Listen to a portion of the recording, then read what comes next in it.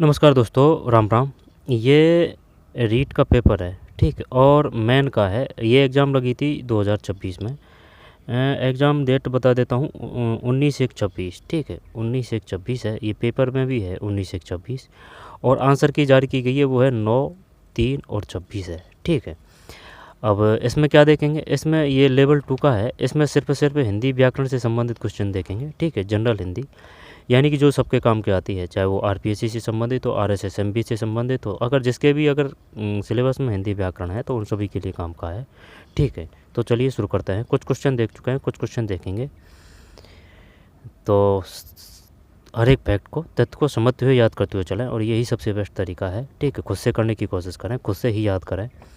अंतस्थ व्यंजन कौन कौन से हैं, उसमें व्यंजन कौन कौन से हैं, शक्ति व्यंजन कौन से हैं, और द्विगुण व्यंजन कौन कौन से हैं, यहाँ से बार बार क्वेश्चन आ चुके हैं, इनको देख चुके हैं, ठीक है। 66 में कौन सा है, बताइए क्या करें। 66 में, 66 में ए है। ए का मतलब ये है 2 1 4 3, 2 1 4 और 3। अंतस्थ है, ये रेलवे है। उसमें कौन कौन से हैं, क्षेत्रज्ञ है, सही है क्या, क्षेत्रज्ञ है। संयुक्त व्यंजन, संयुक्त व्यंजन है ना, ये याद करना पड़ेगा। अंतंत, उसमें संयुक्त, उसमें से, तो फिर वो जैसे कि से ये किस प्रकार के हैं, है ना, है याद, लेकिन क्लियर याद नहीं है। अंतस्थ लय, उसमें है संयुक्त व्यंजन। अंतस्थ येरलव्य है ना, जब येरलव्य में से ये लय आ गया। संयुक्त व्यंजन क्षेत्रज्ञ है ना, संयुक्त व्यंजन क्षेत्रज्ञ है।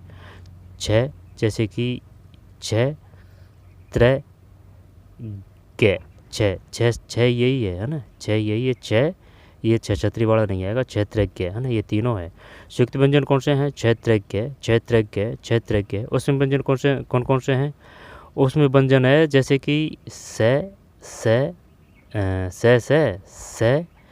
और भी है ना, ध्यान नहीं आ रहा है। द्विगुण व्यंजन, द्विगुण शायद दो ही है, डे और डे, है ना, देखना पड़ेगा ये। मूल और यौगिक किन विशेषणों का भेद है, निम्न में सबसे उपयुक्त विकल्प चुने। 67 में ए है सार्वनामिक। निम्नलिखित में स्थितिवाचक अव्यय का उदाहरण है। 68 में डी ऊपर है ना, इनको देख चुके हैं। गुणोत्तर में कौन सा है, ये डी है। डी का मतलब 2 1 4 3 है, 2 1 4 और 3। अकर्मक क्रिया, उसका सिर खुजलाता है, ये है। सकर्मक, श्याम आम खाता है, श्याम आम खाता है। और अगर श्याम खाता है तो वो अकर्मक हो जाएगी। सकर्मक क्रिया श्याम आम खाता है, अकर्मक क्रिया उसका सिर खुजलाता है। पूर्वकालिक क्रिया वह खाकर सोता है, ठीक है। वह खाना खाकर टीवी देखता है ना। संयुक्त क्रिया उसने खा लिया। फिर व्यक्तिवाचक, जातिवाचक, समूहवाचक और भाववाचक। तो बताइए भाई क्या करें इसमें। व्यक्तिवाचक तो 70 में बी है। बी का मतलब है 1 3 2 4, 1 3 2 और 4। व्यक्तिवाचक यमुना है, ठीक, पर्सनल। जातिवाचक संज्ञा, ठीक, समूह हो रहा है, जैसे कि नीम का वृक्ष, तो यानी कि वो कैटेगरी है। कैटेगरी यानी भाई नीम के वृक्ष काफ़ी वृक्ष हैं, तो वो समूह में है, तो वो हो जाएगा किस में, जातिवाचक, ठीक है, जाति समूह में हो जाएगा। और अगर वो दे देता कि भाई फला गांव के मोहन का नीम का वृक्ष है, या फिर दीनदयाल के घर का नीम का वृक्ष है, तो वो व्यक्ति हो जाएगा, पर्सनल हो जाएगा, ठीक है। इसके बाद में व्यक्तिवाचक संज्ञा यमुना है। जातिवाचक संज्ञा का उदाहरण किताब है। जातिवाचक संज्ञा, जाति मतलब समूह में आ जाएगा, है ना, जाति कैटेगरी। समूहवाचक संज्ञा परिवार है। भाववाचक लिखावट, दिखावट। फिर निम्नलिखित में से असत कथन की पहचान कीजिए, बताइए। देख चुके हैं इन क्वेश्चनों को 71 में भी, यानी कि ये है। जल्दी से देख लेते हैं, इसके बाद में फिर आगे चलेंगे। निम्नलिखित में असत कथन की पहचान कीजिए। अनुस्वार तीव्र और अनुसातिक धीमी ध्वनि है, ये सत्य है। संयुक्त व्यंजन के पूर्व भाषा स्वर का उच्चारण कुछ झटके के साथ होता है, इसमें दोनों व्यंजनों का उच्चारण स्पष्ट होता है। दोनों प्राण व्यंजनों का उच्चारण एक साथ नहीं हो सकता, है ना, तो ये गलत है। इसमें अनुस्वार तीव्र और अनुनासिक धीमी ध्वनि है।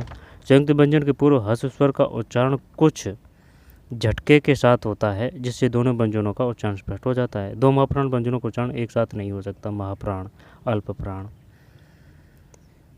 कंठ है, तैलव, कंठोष्ठ, दंतोष्ठ है। बताइए भाई क्या करें 72 में।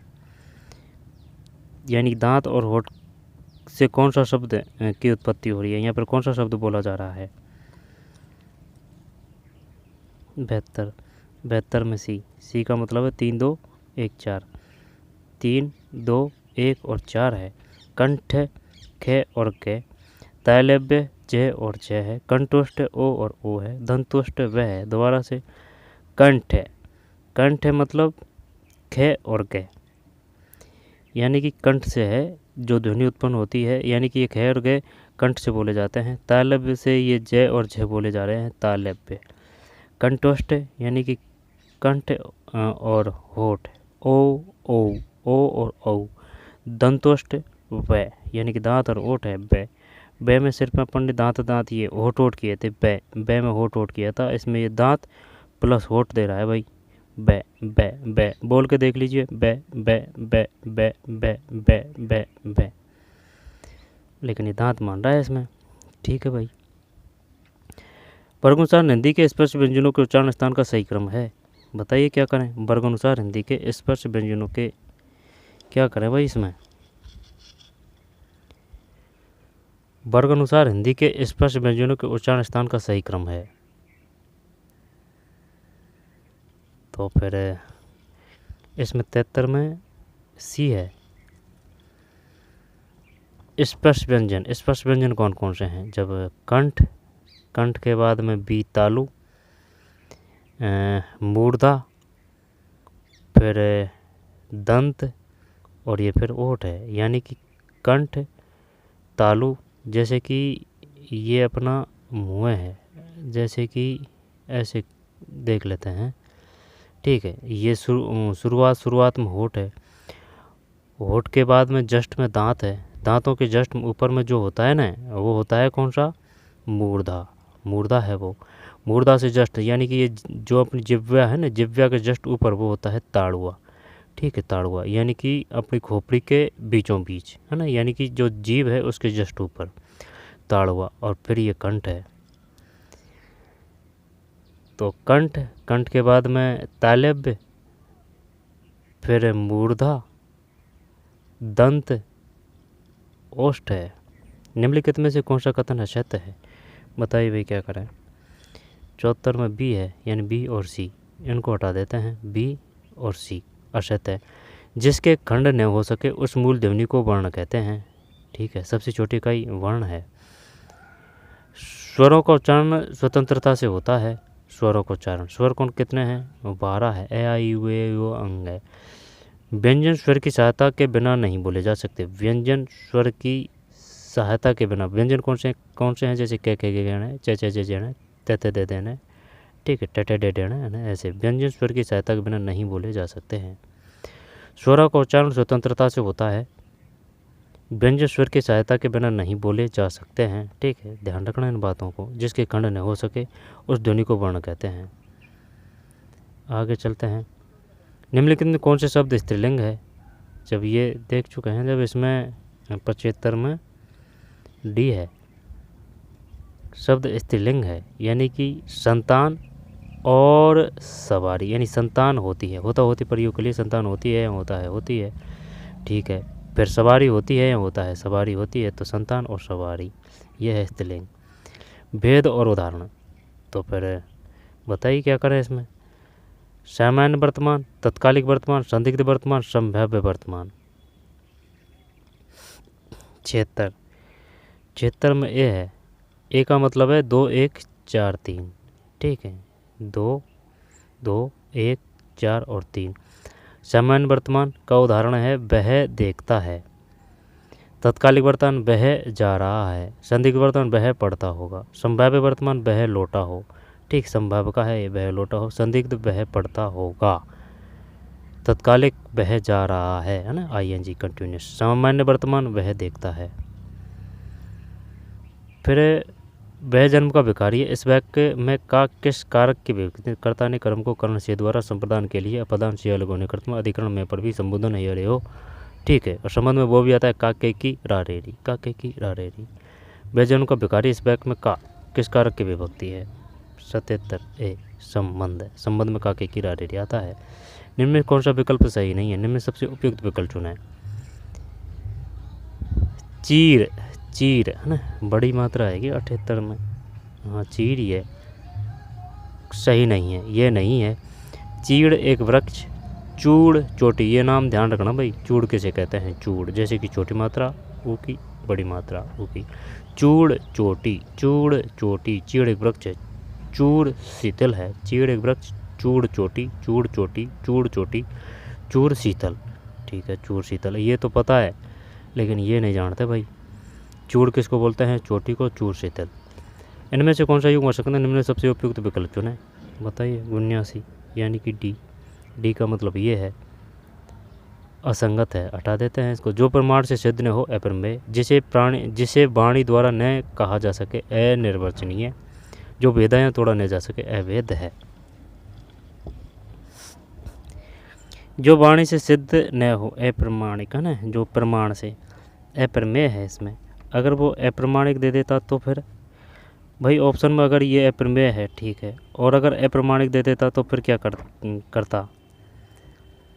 जो प्रमाण से सिद्ध न हो अप्रमेय है, जिसे वाणी द्वारा न कहा जा सके अनिर्वचनीय है, जो भेदें तोड़ा न जा सके अभेद है।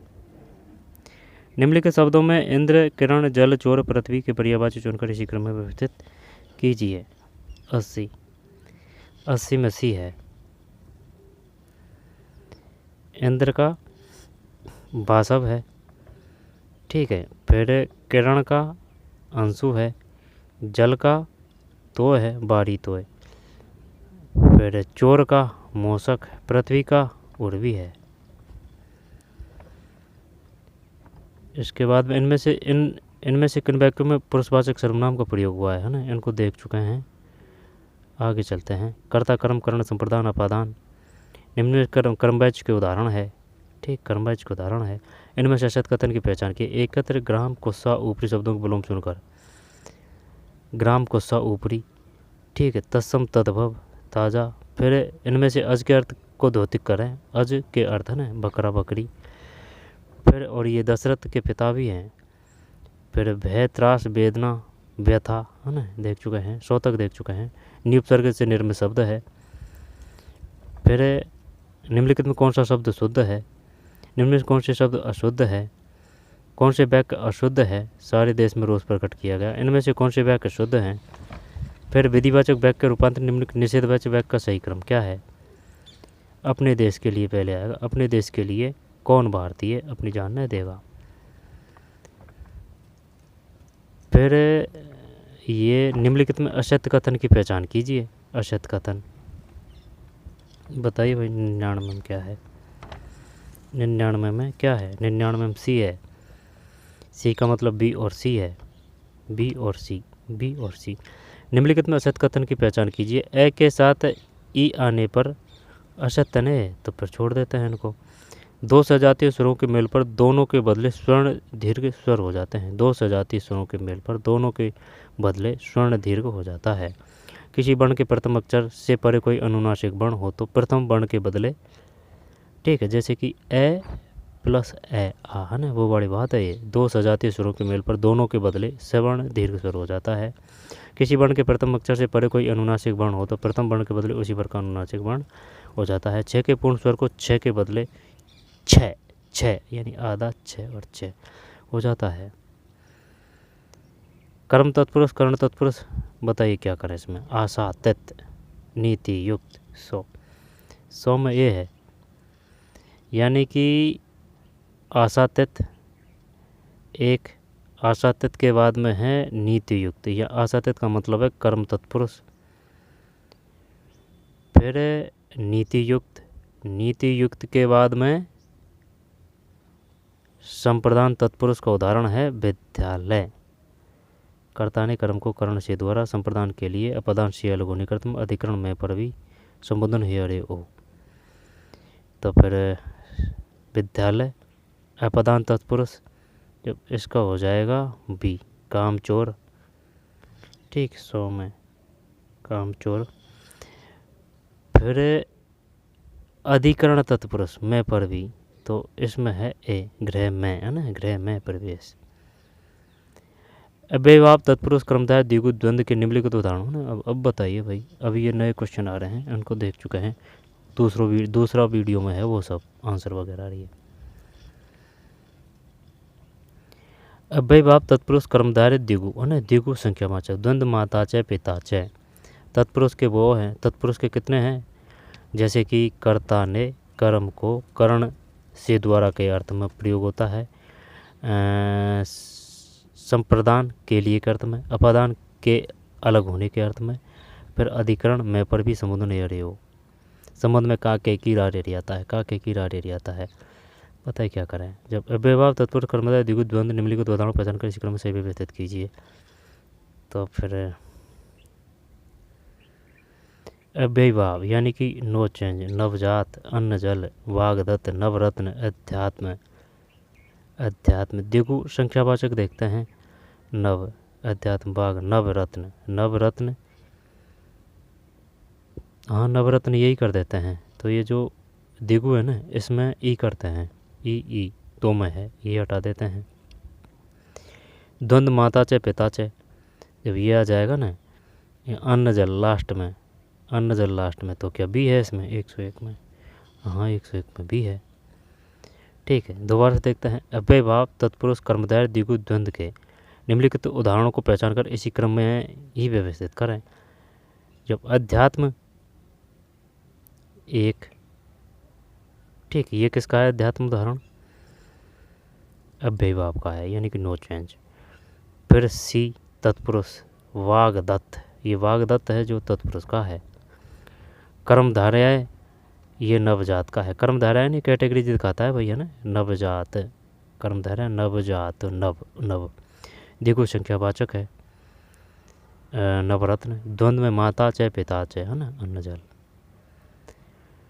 फिर प्र उपसर्ग से निर्मित शब्द है, प्र उपसर्ग से निर्मित शब्द है, बताइए भाई, प्र उपसर्ग से निर्मित शब्द है, प्र उपसर्ग से निर्मित शब्द है, तो इसमें कौन सा करें, प्र उपसर्ग में